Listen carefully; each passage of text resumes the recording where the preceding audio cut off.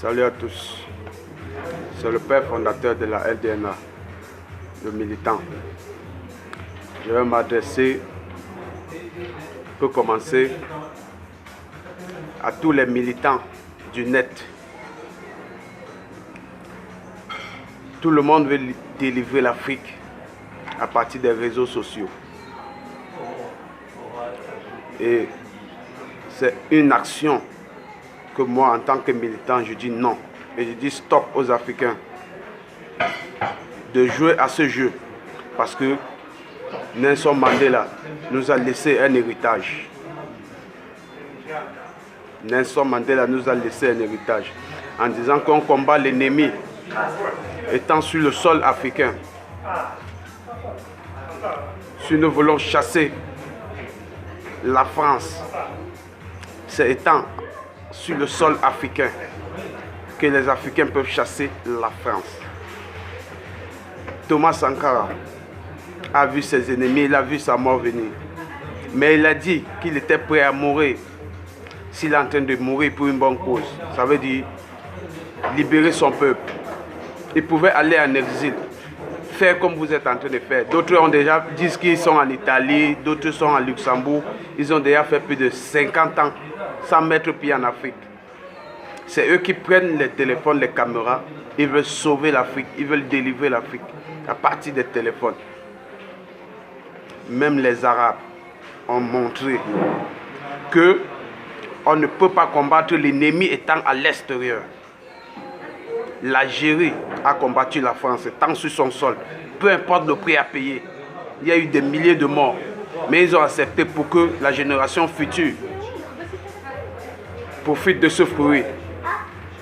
Donc tous les Africains imposteurs qui se font passer pour des militants alors qu'ils ne le sont pas. Vous n'êtes pas des militants. Si vous êtes des militants, retournez en Afrique et unissons-nous. Menons le combat ensemble. Mettons les téléphones de côté, mettons les appareils photo de côté et menons un combat si nous voulons que la France libère l'Afrique. Ne restez pas au Luxembourg 50 ans. Vous prenez un téléphone un matin, vous dites la France libère l'Afrique. C'est comme ça qu'on chasse un ennemi. Arrêtez de tromper ceux qui vous écoutent. Et il y a aussi le président Paul Kagame, avec tout le respect que j'ai pour vous. Monsieur le Président, vous avez dit que pourquoi les présidents africains vont siéger à l'Élysée pour expliquer les problèmes dont rencontre l'Afrique. Pourquoi les présidents africains vont toujours à l'étranger soumettre leurs problèmes? Pourquoi les présidents africains ne peuvent pas s'unir pour défendre leurs causes? C'est bien, Monsieur le Président, vos idées. Mais votre cœur et votre idée ne font pas un truc. Du coup, vous n'êtes pas crédible parce que vous-même, vous êtes un imposteur. Vous voulez vous faire passer pour un président différent des autres. Et pourtant, au fond, vous êtes même pire que les autres présidents qui ont accepté, qui ne sont pas là pour servir le peuple africain, le peuple noir. Ils sont là pour se servir et servir la France. Eux, ils ont accepté et ils assument. Vous aussi, faites pareil. Ne faites pas comme si vous voulez vous faire passer pour quelqu'un de bien. Monsieur Paul Kagame, vous êtes un imposteur. Parce que dans votre pays, vous avez annulé les élections.